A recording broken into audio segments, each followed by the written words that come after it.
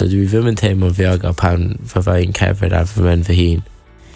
Nid wyf yn teimlo'n ddiogel yn fy gymuned, gyda'r nos sydd yn effeithio ar fy hyder i fynd allan. Pan fydd pobl yn jocio am sut rydw i'n edrych, neu gweddi enwau, dydw i ddim yn teimlo'n ddiogel. Does neb i siarad â nhw am yr hyn sy'n digwydd. Mae Cyngor Caerdydd a Phartneriaid eisiau i'r holl bobl ifanc sy'n byw yng Nghaerdydd deimlo'n ddiogel a bod yn ddiogel. Felly, rydym yn gweithio gyda phobl ifanc yn eu harddegau ar draws y ddinas i roi'r cynllun hwn ar waith.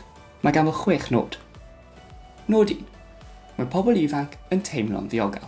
Rydym am i wasanaethau weithio gyda'i gilydd fel bod Caerdydd yn ddinas lle gall bobl ifanc ddweud Dwi'n teimlo'n diogel. Mae'r goleuadau stryd wedi gwella. Rwy'n teimlo bod rhywun yn gwrando arno fi.